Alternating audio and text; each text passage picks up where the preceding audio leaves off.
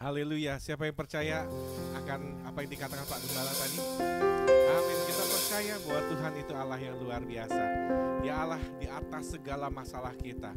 Semua masalah kita itu kecil bagi Tuhan. Karena Tuhan kita adalah Allah yang berkuasa. Haleluya. Tidak sia-sia. Tidak pernah kita kecewa kalau kita mengikuti Tuhan dengan sungguh-sungguh. Karena meskipun saat ini kita belum melihat jawaban keluar atas masalah kita, tapi kita percaya Tuhan itu sudah menyediakan yang terbaik buat kita. Tuhan sudah menyediakan jalan keluar. Karena itu sendiri yang dikatakan oleh firman-Nya. Amin. Terima kasih Bapa. Kami sungguh bangga memiliki Allah seperti ini. Biarlah segala puji-pujian kami hanya bagi-Mu Tuhan. Karena Tuhan, Engkau adalah Allah yang luar biasa. Dan saat ini kami datang ke hadapan-Mu. Kami mau menghampiri hadirat-Mu. Kami mau menyatakan Tuhan bahwa Engkau adalah Allah yang kami banggakan. Allah yang kami percaya seumur hidup kami. Terima kasih Bapak. Terima kasih.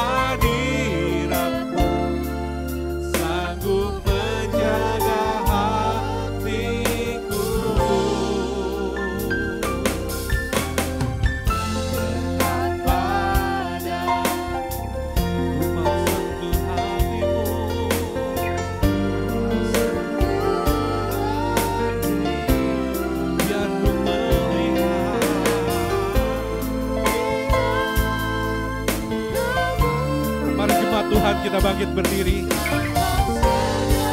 Haleluya.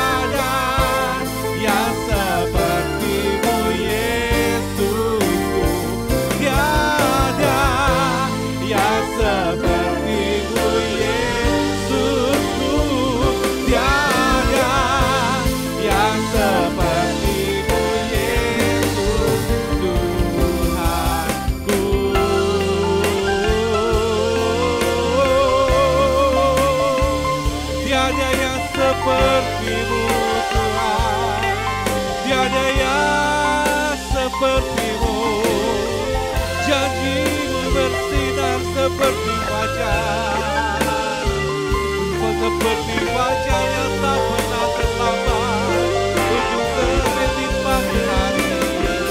Terima kasih buat pertolonganmu di dalam hidupku. Terima kasih buat perbuatanmu sepanjang hidupku. Hanya bersamamu kami mampu meraih kemenangan. Hanya bersamamu Tuhan kami dapat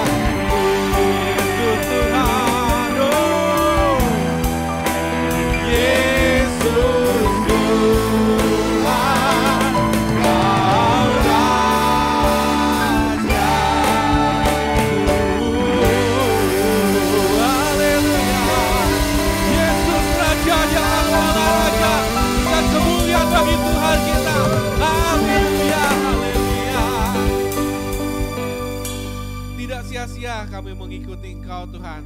Kami bangga punya Allah seperti-Mu. Kami bangga punya Bapa yang sangat baik bagi kami. Terima kasih, hari ini kami datang menghadap-Mu. Kami akan beribadah kepada-Mu. Kami mau meninggikan nama-Mu. Kami mau memuliakan-Mu. Dan hari ini kami juga siap untuk diberkati oleh firman-Mu. Terima kasih Bapa, kami buka ibadah ini di dalam satu nama yang kami kasih, yaitu nama Tuhan Yesus Kristus. Yang percaya katakan bersama-sama, amin. Yes. Siapa yang percaya bahwa Tuhan kita hebat? Kasih tos kanan kiri, katakan Yesus hebat, Yesus hebat, Yesus hebat, yes. Bersama Tuhan, kita akan meraih kemenangan.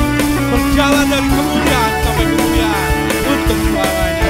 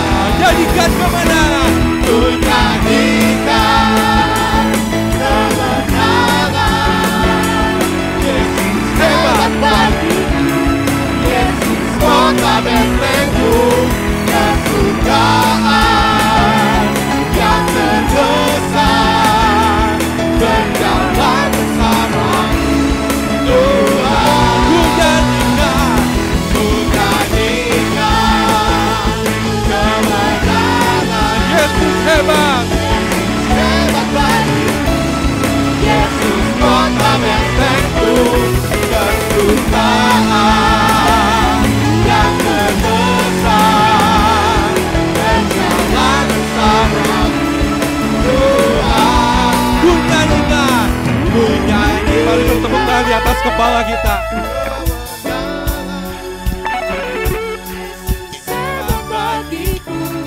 Yesus kota bentengku, kesukaan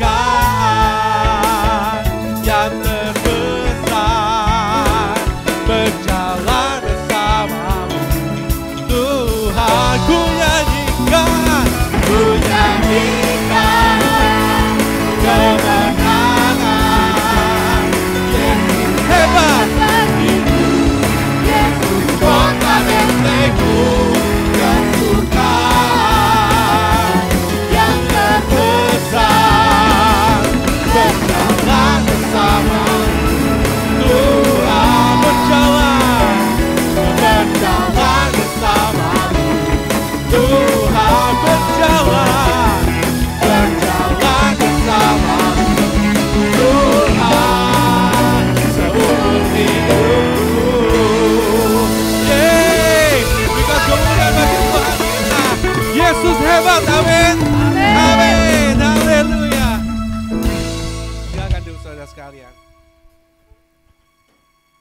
Oh, haleluya. Masalah apapun datang dalam kehidupan kita, kita bisa berkata, tenanglah jiwaku. Amin. Karena Tuhan beserta kita. Haleluya. Terima kasih Tuhan.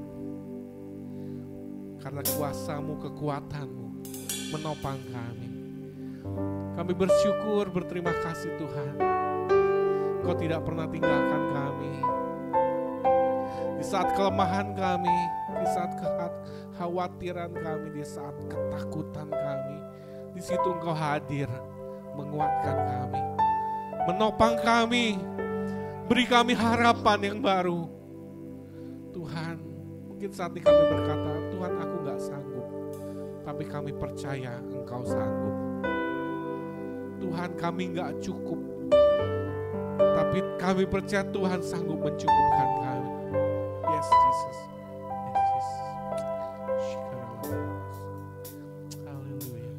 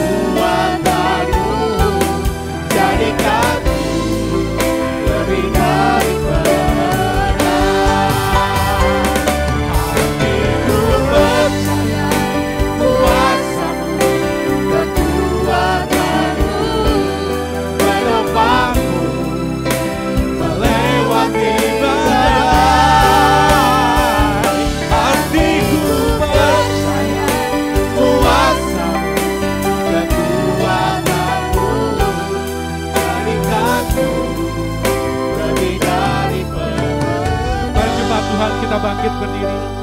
Katakan saat badai datang menghampiri hidupku. Saat badai datang menghampiri hidupku. Saat keadaan seakan tak menentu, Kau perlindunganku, Engkau kekuatanku. dalam hadiratmu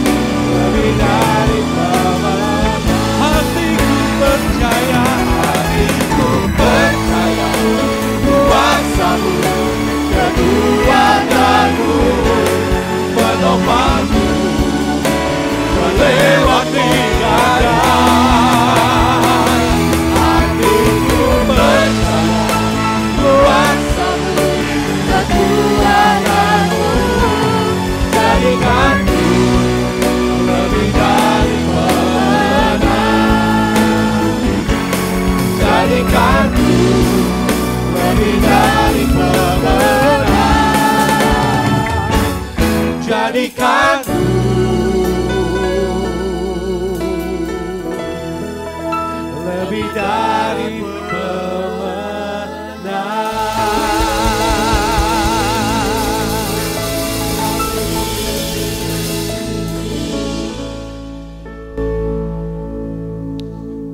Tuhan, kami berdiri di hadapan-Mu. Kami ingin keluar sebagai pemenang-pemenang kehidupan. Menghadapi banyak perkara Tuhan. Tapi kami ingin keluar sebagai pemenang. Dan Engkau sendiri juga ingin melihat kami semua keluar sebagai pemenang-pemenang kehidupan. Dan biar Engkau sendiri akan membekali kami Tuhan. Membekali kami. Sehingga kami boleh belajar dari banyak tokoh-tokoh yang ada di Alkitab. Bagaimana mereka bisa memenangkan segala tekanan-tekanan dalam kehidupan. Dan mereka boleh keluar sebagai pemenang-pemenang. Mari Roh Kudus ajari kami pribadi demi pribadi. Supaya hati kami yang berbicara kepada kami. Dengan tuntunan Roh-Mu sendiri. Untuk menyadarkan kami, untuk mengubah kami menjadi lebih baik. Terima kasih Tuhan, terima kasih. Di dalam nama Tuhan Yesus Kristus, kami sudah berdoa dan mengucap syukur. Haleluya, amin. Amin. Silakan duduk Bapak Ibu sekalian.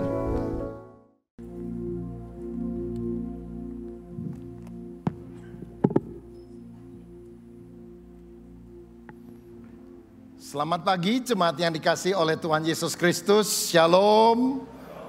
Kiranya berkat Tuhan melimpah dalam hidup kita senantiasa.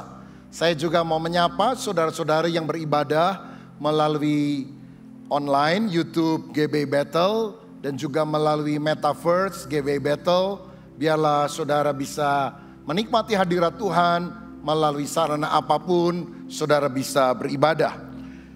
Saya juga menyambut dengan gembira rombongan dari Gereja Kristen Evangelis Kalimantan.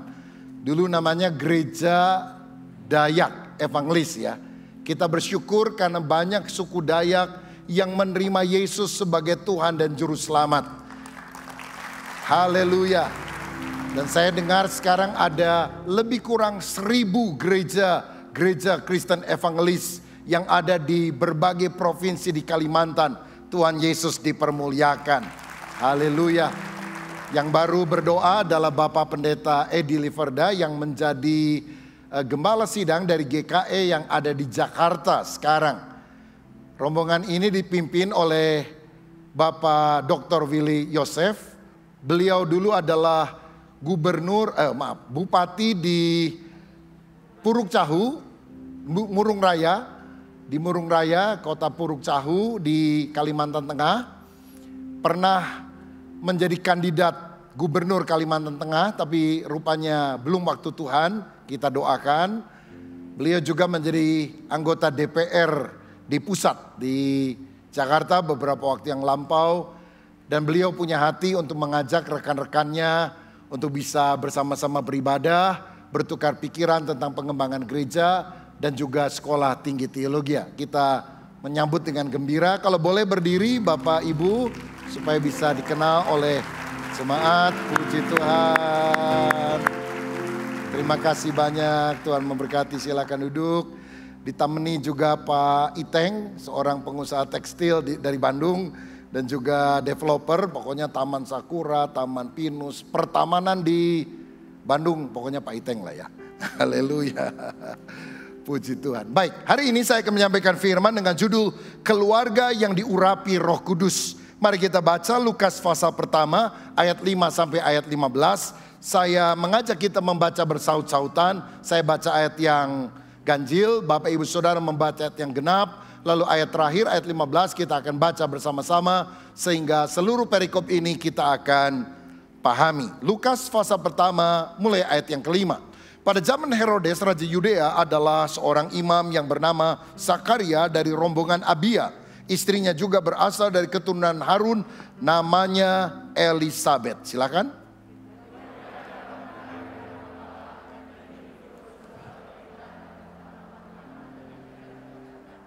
Tetapi mereka tidak mempunyai anak sebab Elisabet mandul dan keduanya telah lanjut umurnya.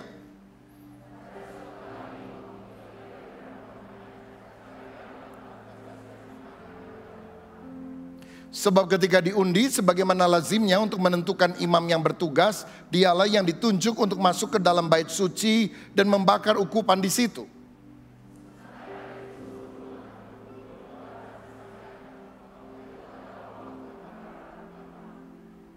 Maka tampaklah kepada Zakaria seorang malaikat Tuhan berdiri di sebelah kanan mezbah pembakaran ukupan. Tetapi malaikat itu berkata kepadanya, "Jangan takut, hai Zakaria, sebab doamu telah dikabulkan dan Elisabet istrimu akan melahirkan seorang anak laki-laki bagimu dan haruslah engkau menamai dia Yohanes.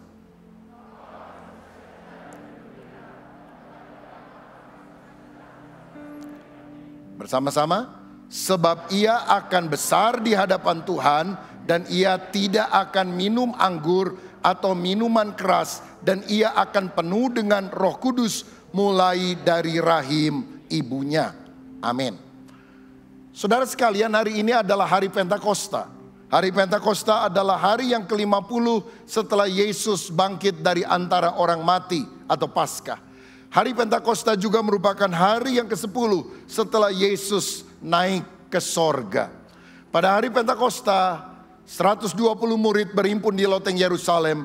Tiba-tiba mereka penuh dengan Roh Kudus yang nampak bagaikan lidah-lidah api. Dan mereka mulai berbahasa baru sebagaimana yang diilhamkan oleh Roh Kudus. Murid yang semula ketakutan mendapatkan keberanian dari Roh Kudus. Petrus berkhotbah. Di hadapan begitu banyak orang, 3.000 orang bertobat, dibaptis. Gereja mula-mula dilahirkan. Jadi kalau boleh dibilang hari ini adalah hari ulang tahun gereja secara universal yang dimulai dari hari Pentakosta pada masa perjanjian baru. Saudara-saudara, kehadiran Roh Kudus pada hari Pentakosta seharusnya menyadarkan kita bahwa peranannya harus kita terima di dalam hidup pribadi dan juga di dalam keluarga kita. Yesus naik untuk menyiapkan sorga bagi kita. Tapi kemudian Roh Kudus turun untuk menyiapkan kita bagi sorga. Kalau Yesus naik, dia pasti telah menyediakan tempat terindah di sorga bagi kita yang percaya. Tapi sekarang kita yang masih di dunia sadar, Roh Kudus dikirim untuk menyiapkan kita supaya kita punya karakter yang berkenan kepada Allah sehingga kita layak disebut sebagai warga negara kerajaan sorga. Saya yakin kalau Roh Kudus bekerja, pertama-tama dampaknya dialami secara pribadi dan juga kepada orang-orang terdekat, yaitu kepada keluarga. Jangan kita bilang saya penuh Roh Kudus, saya jadi berkat di gereja bagi banyak orang, tapi di rumah bikin ribut terus, berantem terus suami istri, orang tua dan anak. Hidup kita gak jadi teladan, saudara. Karena kehadiran Roh Kudus pertama-tama harus dirasakan oleh orang-orang dalam keluarga kita masing-masing. Salah satu contoh orang yang diurapi, dipenuhi Roh Kudus adalah keluarga Zakaria dan Elisabet. Alkitab berkata bahwa mereka adalah keturunan Imam Harun. Suaminya keturunan Harun, istrinya keturunan Harun. Tetapi dalam kebiasaan pada waktu itu yang melayani di bait Allah adalah pria. Sehingga Zakaria yang melayani di sana. Tapi istrinya juga sebagai keturunan Harun tentu mendukung pelayanan suaminya. Dan saya melihat keduanya adalah orang yang taat kepada pimpinan Roh Kudus. Karena di ayat 15 tadi dikatakan bahwa anak yang akan dikandung oleh Elisabet itu adalah anak yang penuh dengan Roh Kudus sejak dari dalam kandungan. Dan tidak mungkin ada seorang penuh Roh Kudus dari dalam kandungan ibunya kalau ibunya tidak dipenuhkan dengan Roh Kudus. Mana bisa ibu yang penuh roh setan melahirkan atau mengandung anak yang penuh Roh Kudus. Bahkan kalau kita lihat ayat berikutnya, ketika Maria, saudara daripada Elisabet ini berjumpa dan menyampaikan salam Maria, dikatakan Elisabet pun penuh dengan Roh Kudus. Jadi saya melihat bahwa keluarga ini adalah keluarga yang diurapi Roh Kudus. Saudara perlu tahu bahwa walaupun pencurahan Roh Kudus terjadi pada hari Pentakosta lebih kurang 2000 tahun yang lalu, Roh Kudusnya sendiri sudah ada sebelumnya. Bukan hanya pada masa perjanjian baru, juga pada masa perjanjian lama. Bahkan dia adalah Allah yang kekal. Sehingga ketika kita mentaati petunjuk Allah yang kekal, di mana Roh Kudus sekarang mau diam di dalam hati kita, maka kita menjadi pribadi, maka kita menjadi keluarga yang diurapi dengan Roh Kudus. Saya ingin mengajak saudara untuk melihat sekarang apa saja ciri keluarga yang diurapi Roh Kudus. Sambil berkaca dari firman, apakah keluargaku sudah dipimpin oleh Roh Kudus? Dan kalau ada ciri-ciri yang belum dalam hidup kita, kita berdoa, kita rindu, Tuhan pulihkanlah keluargaku supaya dipimpin oleh Roh Kudus Allah sendiri. Yang pertama, keluarga yang penuh Roh Kudus adalah keluarga yang hidup saleh. Ayat 6 tadi berkata, keduanya adalah benar di hadapan Allah dan hidup menurut segala perintah dan ketetapan Tuhan dengan tidak bercacat. Mereka orang benar, mereka orang tidak bercacat. Tentu tidak berarti mereka tidak punya dosa. Karena kita berkata semua manusia telah berbuat dosa dan kehilangan kemuliaan Allah. Hanya Yesus satu-satunya pribadi yang tidak berdosa karena dia dikandung oleh Roh Kudus yang maha suci.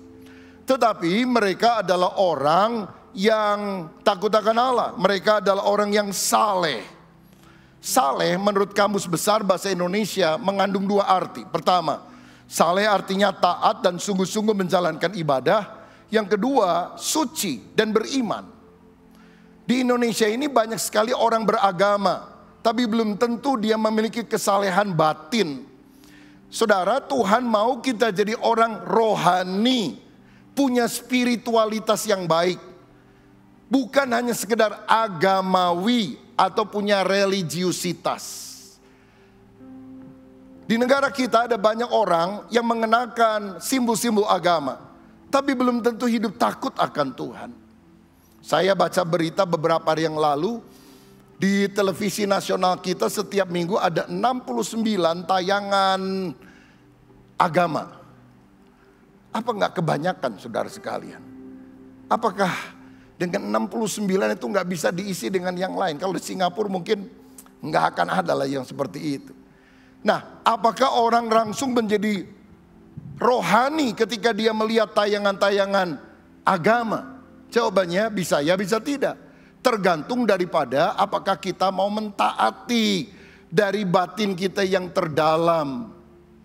Sebab kalau ada orang yang datang ke gereja pakai baju putih, pakai celana putih, rambutnya putih, kumisnya putih, lalu kemudian kita tanya, "Shalom Pak, siapa namanya?" "Haleluya." "Oh Pak Haleluya rupanya." "Rumah di mana Pak?" "Puji Tuhan." "Oh ada jalan puji Tuhan barangkali." "Bapak sudah makan belum?" "Shalom." Kita pikir ini rohani banget, padahal belum tentu rohani, itu agamawi saudara. Saya ingat satu kali ada seorang yang ditangkap masuk ke tahanan karena dia suka mencuri ayam. Tapi dia rajin sembahyang. Sampai kepala tahanan bilang gini, "Anda itu rajin sembahyang tapi kok nyolong ayam. Anda itu nyolong ayam tapi kok rajin sembahyang." "Oh begini Pak, sembahyang itu agama saya." "Oh bagus. Kalau mencuri itu profesi saya Pak." Lah ini tidak ada korelasi antara agama, kegiatan ibadah yang dilakukan dengan perilaku hidup sehari-hari. Zakaria dan Elisabet bukan orang agamawi, walaupun mereka adalah imam. Mereka adalah orang yang saleh, karena mereka punya spiritualitas yang luar biasa. Apa cirinya mereka punya spiritualitas? Saudara tahu, jangan kita berpikir orang kalau sudah rajin ke gereja, suka berdoa sama Tuhan, nggak akan punya masalah. Mereka punya masalah yang besar.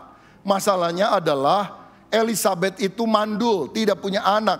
Pada zaman itu mandul dianggap sebagai aib. Mandul dianggap dosa oleh sebagian orang pada zaman itu.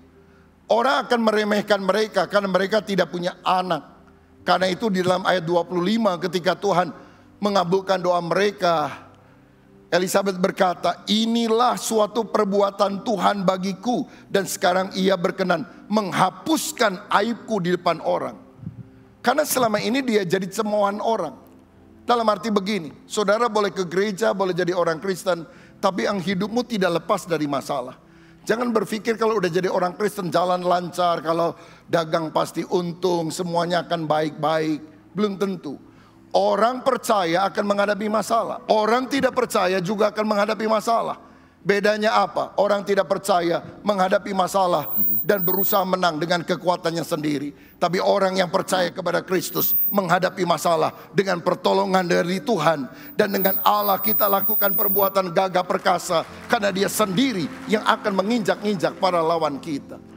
Tapi hal yang indah yang saya temukan di sini, inilah ciri orang yang penuh dengan Roh Kudus. Walaupun mereka menghadapi masalah, tapi mereka tetap setia kepada Tuhan. Mereka tetap beribadah kepada Tuhan. Jangan kalau saudara lagi diberkati, lagi maju usahanya, engkau rajin ke gereja, tapi ketika ada masalah engkau lari tinggalkan Tuhan. Saudara sekalian, kita harus sadar, kita menyembah Tuhan karena cinta kepada Dia. Bukan sekedar karena berkat, bukan karena usahamu maju, tapi karena kita cinta sama Tuhan. Ada seorang pendeta sehabis ibadah menyalami jemaat di pintu luar gereja. Shalom, sampai minggu depan, Tuhan memberkati, selamat hari Minggu. Tiba-tiba ada seorang pria wajahnya asing. Dia bilang, selamat datang Pak, Anda jemaat baru di tempat ini? Ah Pak Pendeta, masa lupa sama saya kan jemaat lama Pak. Aduh maaf, mungkin jemaat kita terlalu banyak jadi saya agak lupa wajah Bapak. Ngomong-ngomong minggu lalu kebaktiankah di sini? Oh tidak Pak Pendeta, bulan lalu kebetulan juga tidak Pak. Jadi kapan terakhir Anda ke gereja ini? Ya kira-kira 3 tahun yang lalu Pak. Lama bener 3 tahun, kemana aja. Dulu saya kesini waktu lagi miskin Pak. Saya berdoa, Bapak juga pernah doakan saya, mungkin Bapak lupa. Dan akhirnya saya maju dalam usaha. Toko kecil jadi tambah besar, apalagi weekend. Waduh, itu langganannya banyak banget.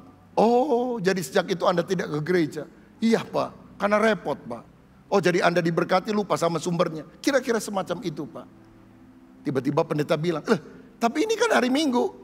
Kenapa Bapak bisa ke gereja sekarang? Oh sudah bangkrut Pak. Karena itu saya ke gereja lagi katanya. Ini bukan ciri orang yang rohani saudara-saudara. Tuhan mau kita menjadi orang yang setia dalam segala hal. Dan ciri yang lain yang saya temukan dari orang yang saleh seperti Elisabeth adalah pada saat dia hamil, Elisabeth bersyukur dan menyadari itu adalah perbuatan Allah. Dia tidak sombong dan meremehkan orang lain. Berbeda dengan Hagar ketika dia mendapatkan kehamilan yang kemudian punya anak Ismail. Dia memandang rendah istri tuannya yaitu Sarah. Dan Tuhan tidak berkenan dengan sifat itu. Artinya saudara miskin jangan minder karena engkau berharga di mata Tuhan. Engkau kaya, engkau diberkati Tuhan. Engkau naik jabatan, engkau dipromosikan Tuhan. Tetap rendah hati. Karena itu hanyalah anugerah daripada Tuhan kepada kita. Yang luar biasa adalah Elisabeth ini bahkan mengakui keunggulan Maria, familinya yang lebih muda daripada dia. Karena ayat berikutnya berkata, Maria, ibu Yesus sebelum dia melahirkan, datang ke rumah Elisabeth. Dan kemudian Maria mendengar Elisabeth bilang begini, siapa aku ini sampai ibu Tuhanku datang mengunjungi aku. Ini luar biasa loh saudara. Biasanya persaingan itu ada di antara adik kakak, ada di antara family-family. Emang aku kalah sama dia? Gua lebih kaya dari dia, gua lebih hebat dari dia. Dulu tuh ya, bapaknya kalau bukan aku yang bantu, mati mereka semuanya. Nih aku lebih hebat. Kita kadang-kadang suka bersaing itu bukan sama orang jauh, sama orang Afrika, sama orang Amerika. Nggak ada urusan, sama family dekat saudara. Tapi lihat, Elisabeth lebih tua. Elisabeth adalah keluarga imam. Maria adalah keluarga rakyat jelata. Bahkan suaminya hanyalah tukang kayu yang sederhana. Tetapi ketika Maria datang, dia bilang, siapa aku ini sampai ibu Tuhanku datang mengunjungi aku. Karena ayat firman Tuhan berkata ketika Maria masuk ke rumah itu dan menyampaikan salam Maria, Shalom alaihim. Alkitab bilang Elisabeth penuh dengan Roh Kudus.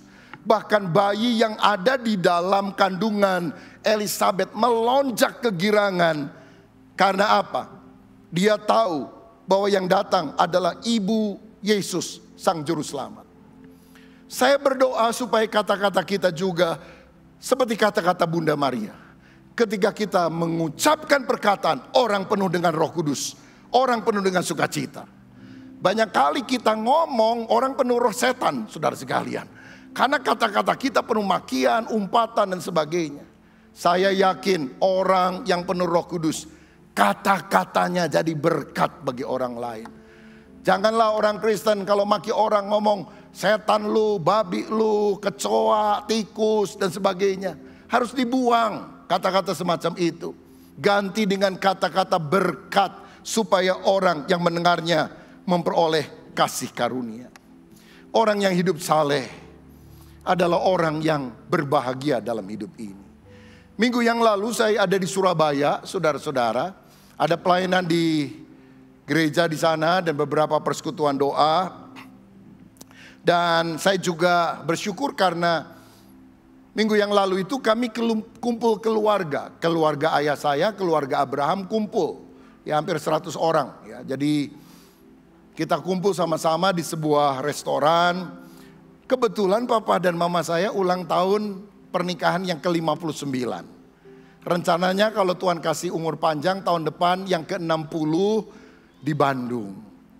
Jadi karena 59 banyak keluarga ayah saya tinggal di Surabaya. Dia yang datang ke sana ajak semuanya traktir makan, saudara-saudara, saling cerita tentang kebaikan Tuhan.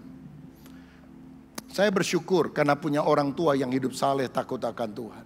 Ini adalah legacy, warisan berharga dalam kehidupan. Kalau mereka bercerai pada pernikahan yang ke-25, ke-30, saya tidak bisa menyaksikan berkat Tuhan. Ketika minggu yang lalu mereka merayakan ulang tahun yang ke-59. Saya mau bilang, saudara, kalau engkau mau cerai, ingat ada anak, ada cucu, ada cicit. Legacy apa yang kita bisa berikan kepada mereka? Saya yakin masa depan kita patut menerima yang terbaik dari kita. Memiliki opa oma, orang tua yang hidup saleh. Kita banyak dosa, kekurangan, kelemahan. Bahkan mungkin ada kesalahan besar yang kita pernah lakukan. Bertobat kepada Tuhan, minta diampuni. Agar Tuhan memberikan perkara yang baru. Tapi saya mau katakan, saya sebagai anak, menantu, ada cucu, ada cicit yang hadir. Bersyukur karena kami punya orang tua yang saleh, yang hidup takut akan Tuhan. Itu lebih daripada emas dan perak. Karena dia memberikan teladan bagi kami. Ciri yang kedua dari orang yang penuh dengan Roh Kudus, orang yang diurapi oleh Roh Allah adalah bukan hanya keluarga yang hidup saleh, tapi keluarga yang melayani Tuhan. Ayat 8 dan 9, pada satu kali waktu tiba giliran rombongannya, Zakaria melakukan tugas keimaman di hadapan Tuhan, sebab ketika diundi sebagaimana lazimnya untuk menentukan imam yang bertugas, dialah yang ditunjuk untuk masuk ke dalam bait suci dan membakar ukupan di situ. Saudara-saudara, Zakaria adalah imam, melayani, istrinya mendukung pelayanan suaminya. Sebab pelayanan seorang suami tidak akan berkembang kalau tidak ada pasangan yang mendukungnya. Alkitab juga bicara tentang Aquila dan Priscilla, teman perjalanan Paulus, sama-sama pembuat tenda, tent maker. Tapi di kemudian waktu Alkitab menulis Priscilla dan Aquila. Kenapa nama istri wanita disebut dulu? Pada zaman itu wanita kurang dihargai dibandingkan dengan pria. Karena rupanya istrinya lebih ngerti firman, lebih bisa mengajar, lebih jadi berkat bagi jemaat. Tetapi saudara-saudara, suaminya tidak perlu rendah diri, istrinya juga nggak perlu sombong. Karena suami tidak ditopang oleh istri, nggak akan berkembang maksimal. Istri tidak ditopang oleh suami, tidak akan berkembang maksimal. Setiap kita harus mengerti apa karunia yang Tuhan berikan kepada istri, kepada suami kita. Dan kita mendukung maksimal sesuai dengan apa yang Tuhan mau. Tugas dari Zakaria adalah menjadi imam yang berombongan untuk melayani di bait Allah. Biasanya mereka dibagi tim, dibagi shift. Kecuali biasanya pada 3 hari raya besar ini, Paskah, Pentakosta seperti hari ini, dan juga Pondok Daun, the Feast of Tabernacle, seluruh imam keluar untuk melayani di bait Allah karena yang datang ke bait Allah sangat banyak sampai membludak. Tapi hari-hari biasa mereka dibagi rombongan-rombongan. Saya melihat sangat baik untuk kita bisa melayani Tuhan. Tapi melayani itu harus dalam rombongannya, harus dalam timnya, harus dalam shiftnya. Jangan kita mau menonjol sendiri dalam pelayanan. Kita harus punya teamwork. Jangan bilang pokoknya saya mau pelayanan karena saya yang paling hebat, karunia-Nya luar biasa. Nggak dipakai Tuhan yang model gitu. Teamwork itu sangat penting. Kelebihan saya menutupi kekurangan saudara, tapi kelebihan saudara menutupi kelemahan saya. Kalau engkau ingin punya anak yang melayani, jangan hanya dorong dia menjadi pemimpin pujian, menjadi singer, menjadi pemain musik atau menjadi apapun. Tapi dorong dia terlebih dahulu masuk dalam satu komunitas di mana dia bisa ngeblend bersama-sama dengan yang lain, sama orang kaya, sama orang miskin, sama orang berpendidikan, sama orang yang kurang terpelajar, supaya akhirnya dalam satu tim kita bisa melayani bersama-sama. Zakaria pada waktu itu mendapatkan giliran membakar ukupan, kemenyan di dalam ruang suci. Saudara tahu ada banyak imam bertugas di pelataran, tetapi dia kali itu mendapatkan kesempatan yang berharga. Bisa masuk ke ruangan suci, membakar kemenyan di mesbah ukupan, mesbah dupa.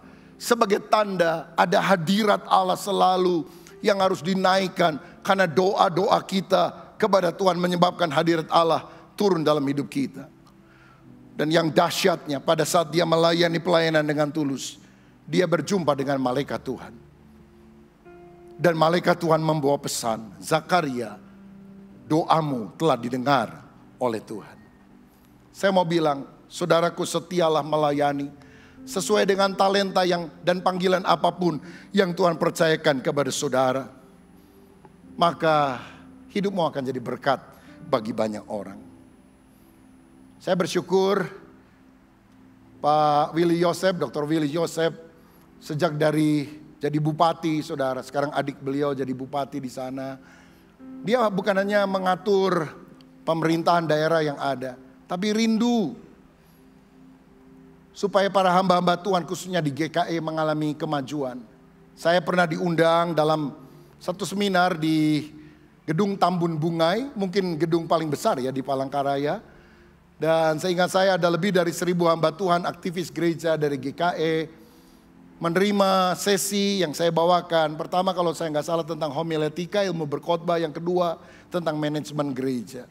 Dan semua difasilitasi dari pemerintah. Dan ada Pak Willy di sana. Kalau tidak berapa besar biayanya? Dari mana pendeta punya uang semacam itu?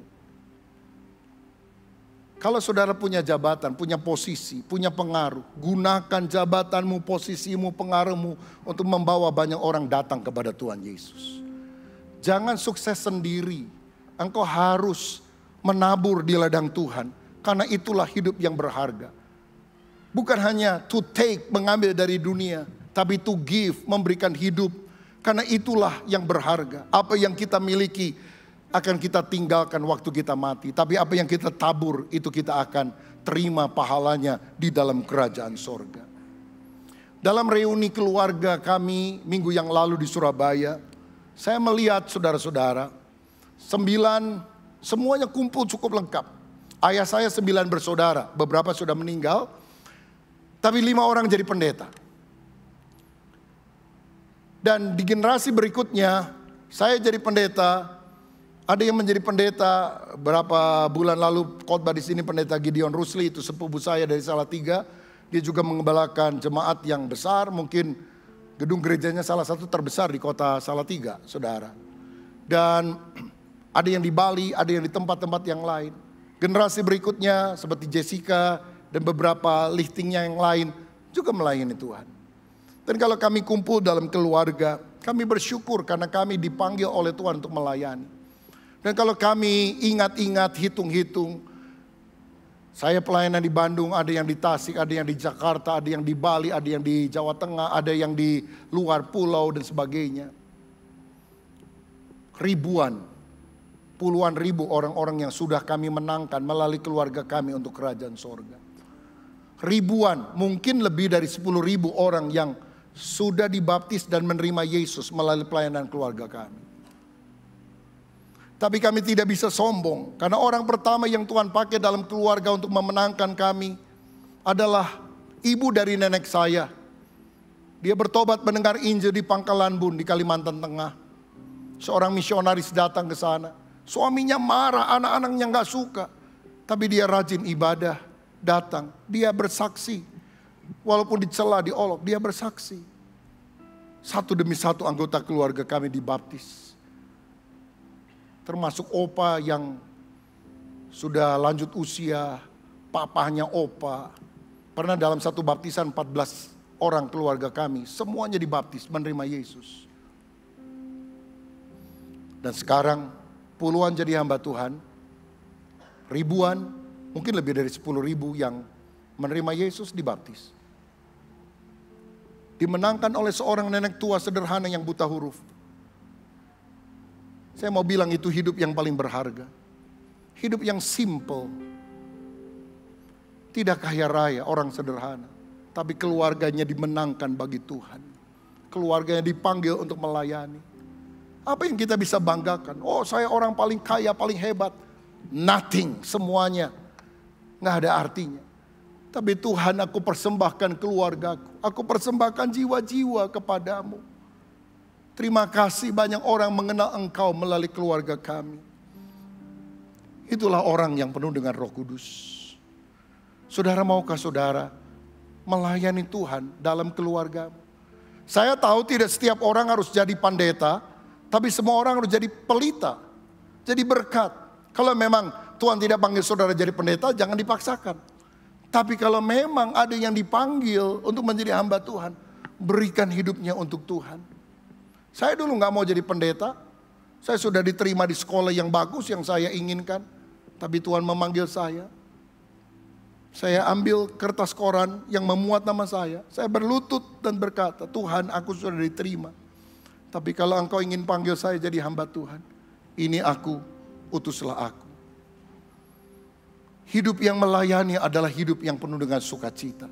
Tantangannya banyak dan besar. Tapi hidup itu bernilai, berarti. Bukan karena uang yang kita dapatkan. Ada sukacita melihat keluarga dipulihkan. Ada sukacita melihat orang bertobat. Di mana pelayanan harus dimulai? Dalam keluarga kita. Dalam keluarga. Ibu-ibu, engkau tidak harus jadi pengkhotbah dulu baru engkau bisa dipakai Tuhan. Layani keluargamu dengan baik. Saya bersyukur punya istri yang memperhatikan saya. Makan pagi, siang atau malam dia yang siapkan, saudara. Kadang dia yang masak, kadang dia pesan, tapi dia selalu prepare, siapkan. Saya tinggal makan. Saya bersyukur untuk hal itu. Pembantu bisa cuci baju, setrika, tapi setelah ditumpuk di keranjang, istri saya selalu bilang kepada pembantu siapapun yang bekerja di rumah kami, saya yang masukkan semuanya ke lemari Bapak, nggak boleh kamu. Jadi itu dilakukannya 34 tahun pernikahan kami, dia masukkan setiap hari. Di ruangan tidur kami ada meja, saya kadang suka ngetik, persiapkan khotbah di sana. Dan waktu lagi ngetik, konsentrasi gitu, saya haus. Saya minum, selalu ada 2 cangkir saudara-saudara. Yang selalu terisi air. Dan waktu saya minum, airnya hangat. Berarti baru disiapkan. Saya kadang-kadang gak sadar kapan isinya diisi. Tapi istri saya menyiapkan hal itu. Dia kadang berkhotbah dan sebagainya. Tapi buat saya, pelayanan dalam keluarga adalah pelayanan yang tak tergantikan. Kami punya kelemahan, kami bukan orang yang sempurna. Tapi pelayanan itu harus mulai dari keluarga. Malah saya pernah pikir gini, Tuhan kami ingin dapat umur panjang. Karena keluarga opa saya itu 80 lebih saudara. 83, 84 baru meninggal. Ada yang menjelang 90. Mama mertua kami 92 baru dipanggil pulang oleh Tuhan. Mestinya kami keluarga panjang umur. Jadi Tuhan, kalau boleh saya punya umur panjang untuk melayani lebih lama. Tapi saya pernah pikir gini, kalau dipanggil duluan mendingan saya duluan daripada istri saya.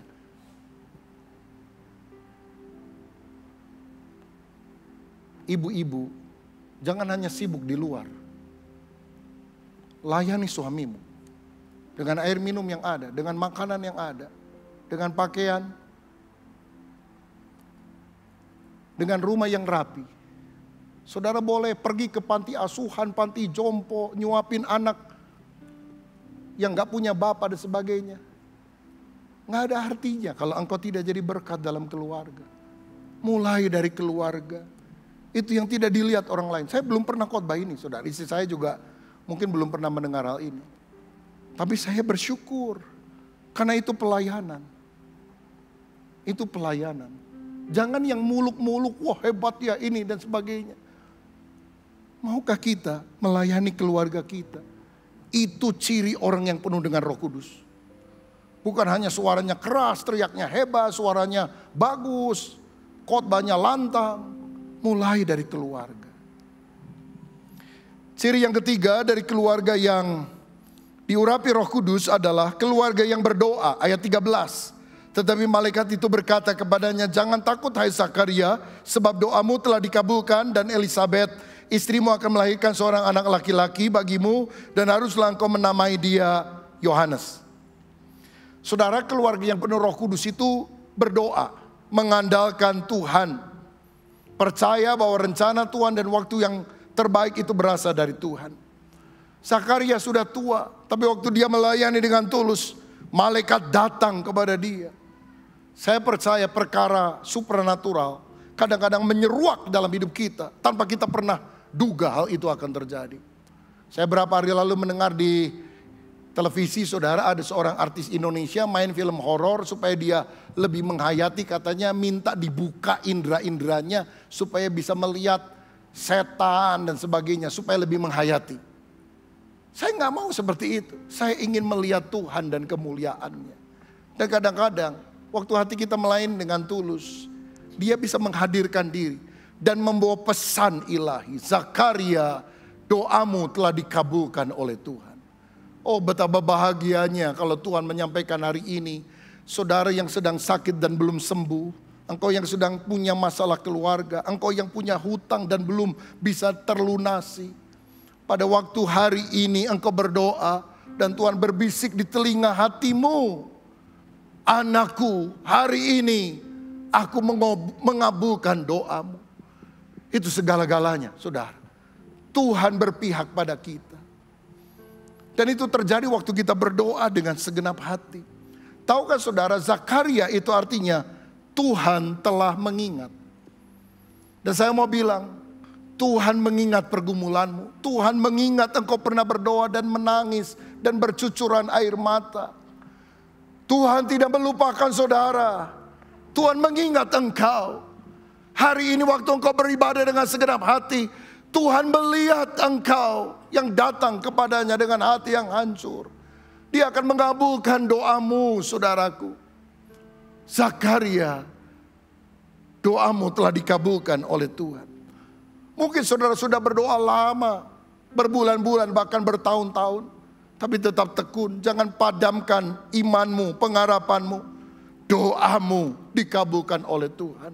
Kerinduanmu akan menjadi kenyataan. Siapa yang rindu doa kita dikabulkan oleh Tuhan, berikan kemuliaan untuk Tuhan. Karena dia Allah yang sangat baik. Dia Bapa yang selalu mendengar apa yang diucapkan anaknya. Tapi kalau kita minta harus percaya.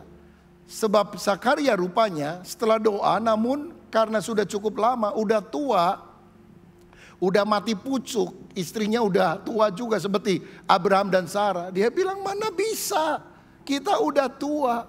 Dan malaikat bilang, karena kamu gak percaya, kamu bisu 9 bulan. Kamu baru bisa ngomong ketika nanti anakmu lahir. Saya mau bilang, ketidakpercayaan mengundang hukuman Tuhan. Kepercayaan, iman mendatangkan mujizat daripada Tuhan. Mari kita beriman kepada Tuhan. Karena di dalam iman kita akan mengalami pertolongan yang luar biasa. Dan saya juga melihat bahwa keluarga ini keluarga yang taat. Karena ketika anaknya lahir, tetangga bilang, kasih nama Zakaria seperti nama bapaknya. Tapi Elizabeth bilang enggak, namanya adalah Yohanes. Tetangga bilang enggak ada keluargamu yang punya nama Yohanes, enggak cocok. Udah tanya sama bapaknya, bapaknya mengambil batu tulis, dia tulis Yohanes. Dan ketika dia nulis taat seperti yang malaikat bilang, sejak saat itu dia mulai berbicara. Saya percaya ketaatan akan mendatangkan mujizat dan berkat di dalam kehidupan. Mari kita belajar taat. Orang boleh ngomong ini, usul ini dan sebagainya. Good idea, but not God's idea. Idenya Tuhan harus lebih bagus dari idenya manusia. Nah ketika dia bilang, aku taat idenya Tuhan, mujizat dia alami, dia berbicara lagi. Sama seperti Zakaria dikabulkan doanya oleh Tuhan. Mari kita berdoa dan percaya bagi Allah tidak ada yang mustahil. Musa berdoa, laut Tebraur terbelah menjadi dua. Elia berdoa, api turun dari sorga. Daniel berdoa, mulut singa menjadi terkatup. Yesus berdoa, 5 roti 2 ikan mengenyangkan 5.000 orang. Lazarus yang mati dibangkitkan. Kalau hari ini dalam rumah Tuhan engkau berdoa dari dasar hatimu yang terdalam, Tuhan masih ada. Tuhan masih sanggup mendengarkan doa saudara. Berdoalah saudaraku. Doa menghubungkan kita yang terbatas dengan kuasa yang tanpa batas. Dan jadikan doa sebagai habit dalam hidup kita. Saya punya opa, papa dari ayah saya. Seorang pendoa luar biasa. Apapun yang dia kerjakan, dia lakukan.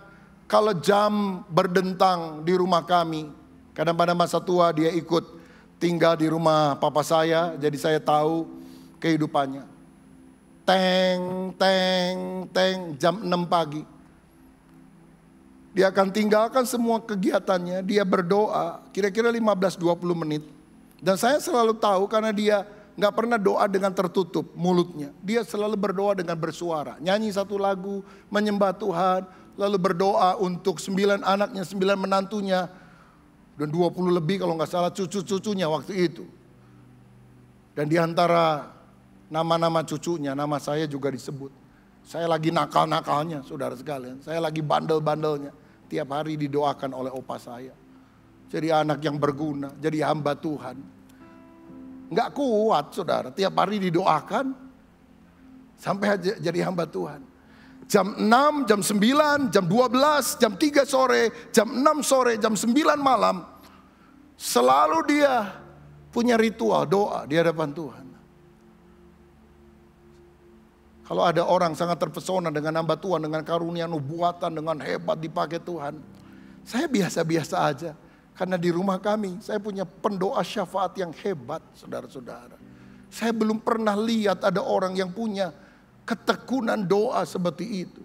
Dan kalau keluarga kami dipakai Tuhan, itu karena ada orang yang mendoakannya. Ada orang yang menaburnya.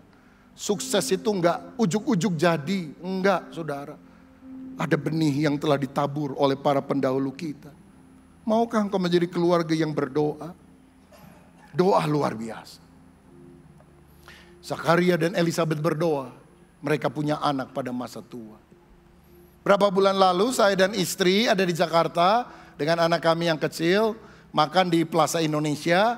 Dan setelah selesai makan, jalan-jalan sedikit, ya lihat-lihat saudara supaya perut gak terlalu buncit begitu. Lalu kami belok ke kanan, ke salah satu lorong pertokoan yang ada orang manggil nama saya, Rubin katanya. Saya noleh. Siapa ya? Saya agak lupa. Oh rupanya ini keluarga dari Tasik saudara-saudara. Sudah lama pindah ke Jakarta. Saya anaknya ini. Oh iya. Gimana sekarang? Tinggal di mana? Apa kabar? Sudah berapa lama menikah? Anak berapa? Dia bilang saya belum punya anak Pak. Udah berapa tahun menikah? 7 tahun. Roh Kudus menggerakkan saya di pertokoan itu. Saya bilang mau gak saya doakan kamu saat ini? Di mana? Ya di sini. Saudara-saudara, saya bilang, oh ya mau. Jadi kami berdoa, saya tumpang tangan, saya bersuara dengan lantang. Saya gak peduli orang lalu lalang.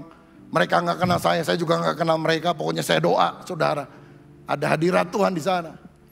Anak saya foto. Saya berdoa supaya Tuhan menganugerahkan keturunan kepada mereka.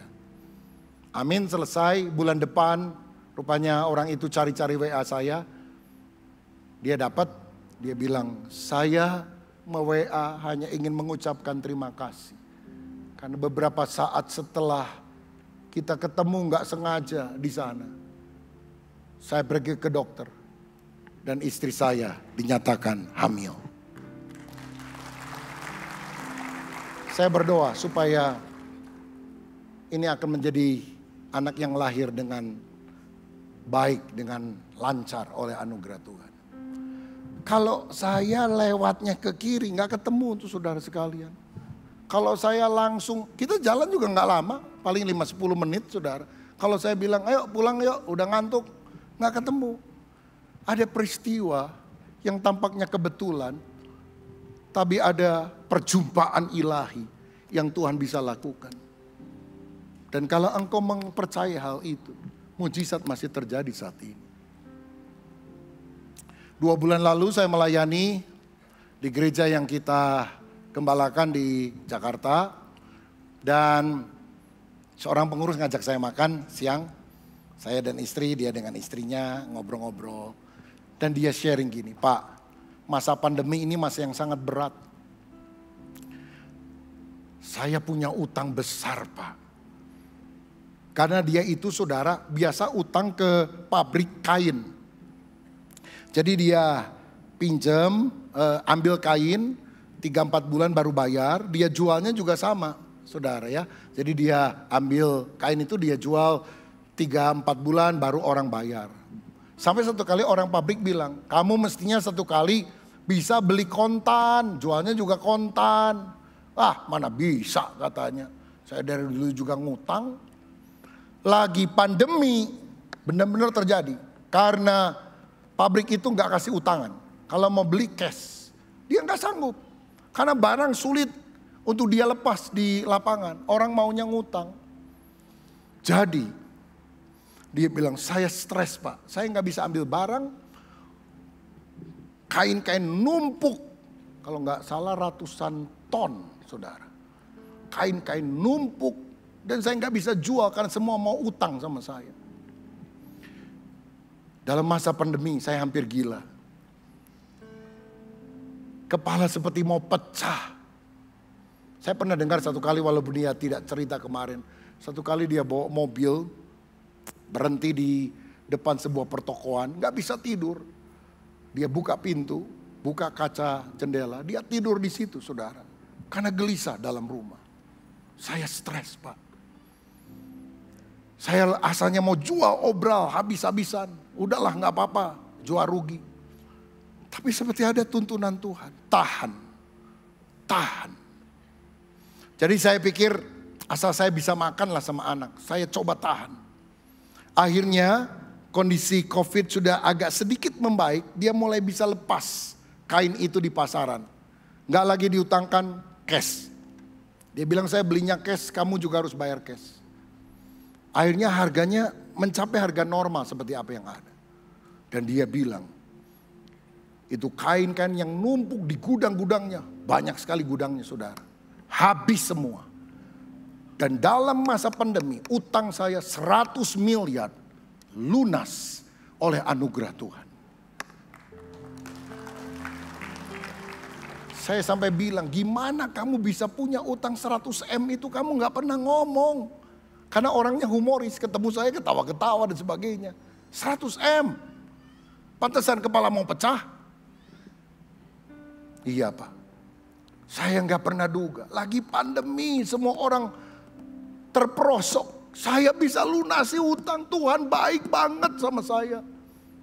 Lalu istrinya bilang, Pak, Bapak tahu gak? Sekarang hobi suami saya apa? Beli-beli rumah di samping rumah kita. Ada 6 Pak yang dia sudah beli. Wah banyak amat, mau dijadiin apa?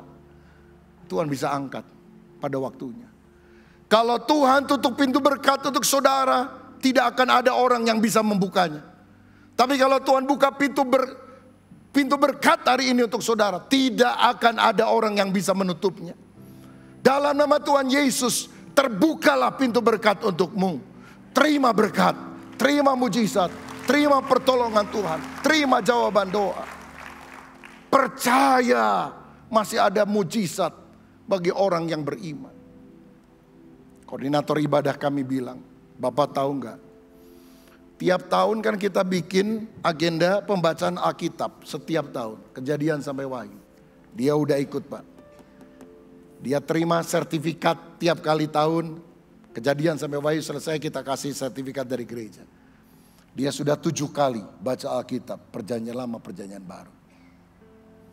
Dan orang itu bilang, itulah kekuatan saya ketika saya mengalami beban yang begitu berat. Ada firman yang menguatkan, ada doa yang dipanjatkan. Saudara mau mengalami mujizat? 100M. Baca Alkitab. Baca Alkitab sekali aja nggak beres, mau mujizat 100M gimana? Doa, baca firman. Saya tahu pengalaman kita berbeda. Tapi ketika dasarnya doa dan firman, kekuatan ilahi mengalir. Yang terakhir, yang keempat, keluarga yang diurapi Roh Kudus, cirinya adalah keluarga yang melahirkan keturunan ilahi. Ayat 15, sebab ia akan besar di hadapan Tuhan dan tidak akan minum anggur atau minuman keras, dan ia akan penuh dengan Roh Kudus mulai dari rahim ibunya. Yohanes besar di hadapan Tuhan. Inilah ciri keluarga yang penuh Roh Kudus, melahirkan keturunan ilahi. Saudaraku, kalau engkau punya anak, doakan bukan hanya besar di hadapan manusia, hebat di depan dunia, tapi besar di hadapan Tuhan. Yohanes itu orang biasa, dia orang sederhana, pakaiannya bulu unta, makan belalang. Saudara-saudara, tapi dia adalah orang besar di hadapan Tuhan. Yesus bilang, di antara semua manusia yang pernah dilahirkan dari seorang wanita, tidak ada yang lebih hebat dari Yohanes Pembaptis. Walaupun matinya memperhatinkan, dipancung kepalanya, dibawa sebagai hadiah Herodes untuk istrinya Herodias atas permintaan anaknya Salome. Kelihatannya menyedihkan, tapi di hadapan Tuhan dia orang besar, dia orang hebat. Kalau engkau punya anak, jangan hanya sekolahkan di sekolah unggulan, dikasih les macam-macam, hebat, guru terbagus, sekolah terbagus, bagus. Tapi didik anakmu takut akan Tuhan. Kalau enggak dia makan hati loh saudara. Jadi orang yang rindu, anakku harus besar di hadapan Tuhan. Bukan hanya sukses di hadapan manusia, dia harus jadi besar di hadapan Tuhan. Dia mengenal Tuhan, dia dipakai oleh Tuhan. Seperti Yohanes, tidak minum anggur, penuh Roh Kudus, membuat umat Tuhan berbalik kepada dia. Dan dialah yang memperkenalkan Yesus kepada orang banyak. Saudara tahu kenapa Tuhan tidak segera mengabulkan doa Zakaria dan Elizabeth supaya mereka punya anak? Karena ternyata anak ini akan menjadi full rider, pendahulu dari Yesus. Sehingga ketika Yesus akan muncul, Yohanes yang memperkenalkan, inilah anak domba Allah yang mengangkut dosa seisi dunia. Jadi dia mesti lahir agak sejaman dengan Yesus. Hanya beda mungkin selisih setengah tahun. Enggak 10 tahun, 20 tahun lebih awal dari dia. Pikiran kita terbatas, tapi waktu Tuhan yang terbaik. Dan yang muncul adalah seorang anak yang bilang, percaya kepada Yesus. Dia anak domba Allah yang mengangkut dosa seisi dunia. Orang-orang mengenal Yesus karena pertama kali yang mengintroduce, memperkenalkan adalah Yohanes Pembaptis. Saya berdoa kalau kita punya keturunan adalah orang-orang yang bisa membawa temannya, keluarganya, familinya, orang banyak datang kepada Yesus. Karena umur kita cuma 70-80 tahun, setelah itu mati. Tapi kalau kita mengenal Yesus, ada hidup kekal selama-lamanya di dalam kerajaan sorga. Sifat seorang anak dibentuk dari nilai-nilai dan keteladanan yang ditanamkan orang tuanya. Karena itu didiklah seorang anak muda menurut jalan yang patut baginya. Maka pada masa tuanya pun dia tidak akan menyimpang dari jalan itu. Kata Amsal 22 ayat yang ke-6. Bukan hanya punya anak yang sukses, tapi anak yang takut akan Tuhan. Itu yang harus menjadi doa saudara. Di Amerika pernah ada seorang pendeta, punya 5 anak, 5-5-nya jadi pendeta. Satu kali bapak pendeta dan 5 anak pendeta sedang ada dalam rumah yang sama. Kebetulan mereka lagi kumpul. Ada seorang tetangganya orang Kristen mampir. Weh, ada 6 pendeta di sini. Luar biasa. Lalu dia tanya, ngomong-ngomong, siapa pendeta yang paling hebat di rumah ini? Dan semua tangan menunjuk pada satu orang. Dan itu adalah ibu mereka, mama mereka. Dia adalah pendeta terhebat di rumah kami. Oh, mama kamu gak pernah saya dengar khotbah. Oh, dia tidak berkhotbah di mimbar. Tapi dia berkhotbah dengan makanan yang dia siapkan. Dia berkhotbah dengan pakaian yang bersih yang dia bersihkan untuk kami. Dia setrika untuk kami. Dia adalah mama yang selalu siap dengan nasihat dan kasihnya. Memang kami jadi 6 pendeta. Tapi mama kami adalah pendeta terbaik di rumah ini. Itulah pelayanan sejati. Itulah artinya dipimpin oleh Roh Kudus. Dampaknya luar biasa kepada generasi berikutnya. Saya pernah membaca keturunan seorang ateis bernama Mac Jukes menikah dengan Aida Teik, orang yang tidak kenal Tuhan. Dan setelah ratusan tahun diteliti daftar keturunannya, 440 orang suka berpesta pora, 310 orang jadi gepeng, gelandangan dan pengemis, 190 orang jadi pelacur, 130 orang jadi narapidana, 100 orang jadi pecandu alkohol, 60 orang suka mencuri, 55 orang korban pelecehan seksual, 7 orang jadi pembunuh. Sejaman dengan dia, hidup seorang hamba Tuhan namanya Jonathan Edward.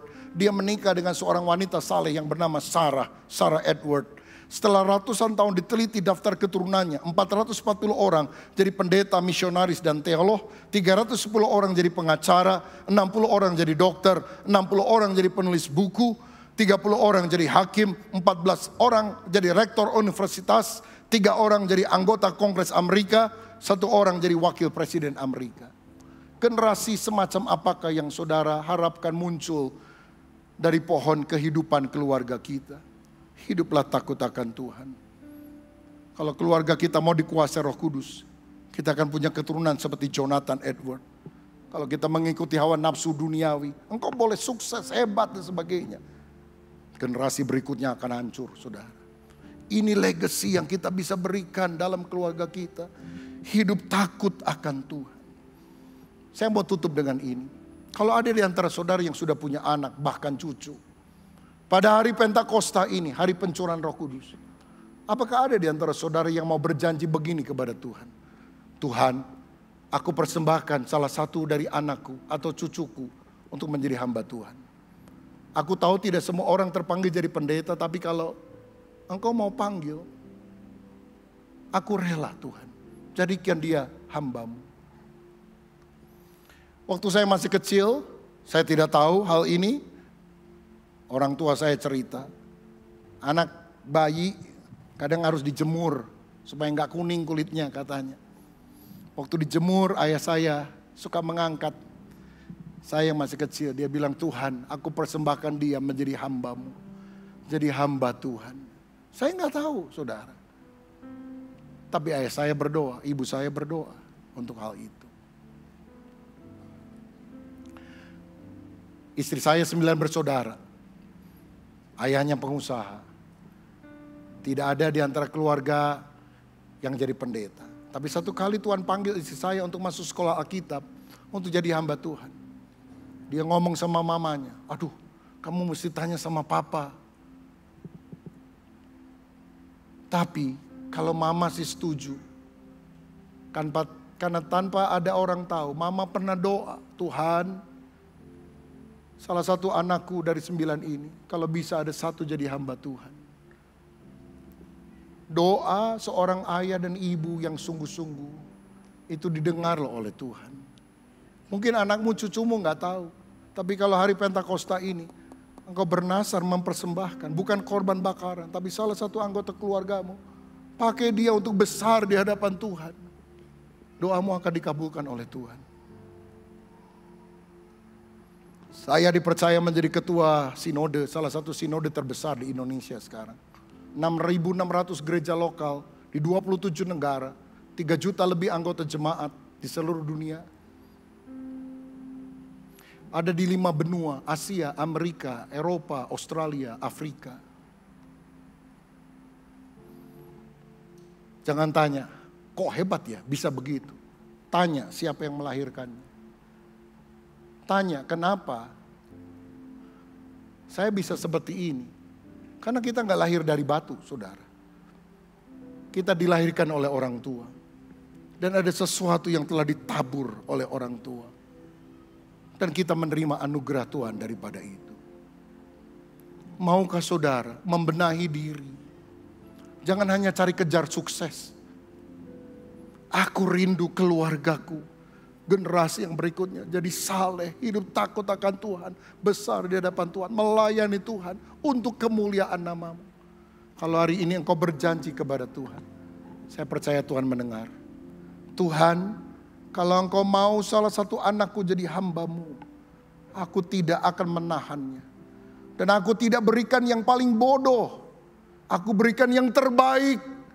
Karena jika engkau adalah Tuhan, engkau layak menerima yang terbaik dari hidupku. Kalau itu doa saudara, ucapkan hari ini.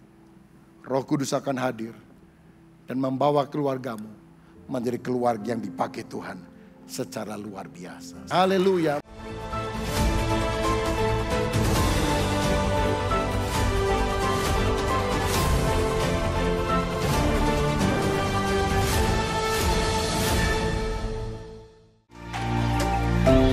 Telah hadir buku terbaru dari Pendeta Dr. Ruben Adi Abraham yang berjudul Lebih Pahit atau Lebih Baik. Penolakan sejak kecil, diselingkuhi, ditipu, dirundung, dan sebagainya adalah peristiwa yang bisa menimbulkan luka hati dan menjadi kepahitan yang berakibat buruk. Dari buku kumpulan khotbah Pendeta Dr. Ruben Adi Abraham ini akan membuat hidup serta karakter kita lebih baik atau better, bukannya jadi lebih pahit atau bitter. Buku ini dapat dibeli dengan memesan melalui nomor WA 0858 1591 8283 dengan harga Rp86.000 di luar ongkos kirim. Segera dapatkan, jangan sampai kehabisan.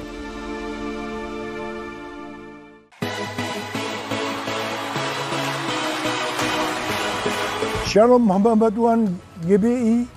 Shalom, saya Irwan Wijaya, Ketua Departemen Misi dan Penanaman Gereja Suku Tak Abaikan dari Gereja Bethel Indonesia, ingin mengajak Bapak Ibu sekalian mengikuti Pastor Conference yang akan diadakan pada tanggal 24 Agustus di SICC jam 8 sampai 20.30 waktu Indonesia bagian Barat.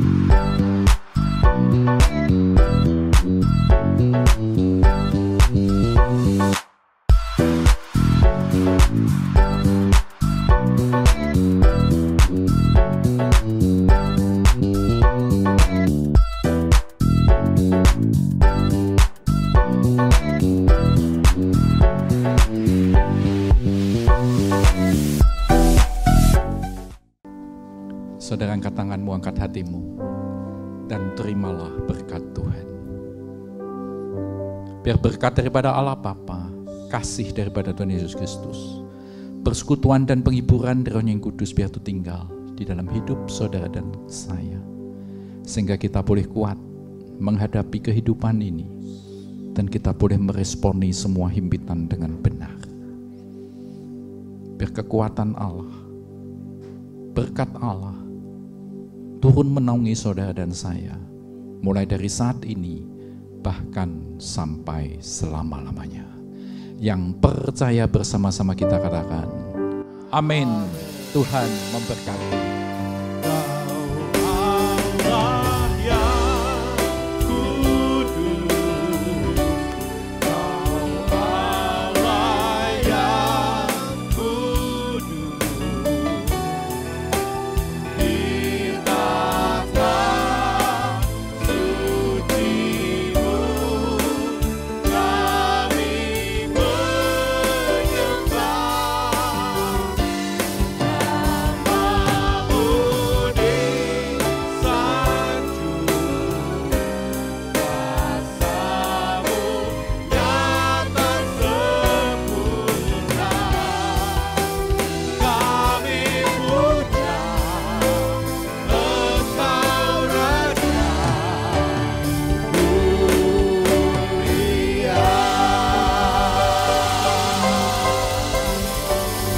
Selamat memulai minggu yang baru. Tuhan Yesus Kristus memberkati kita semua.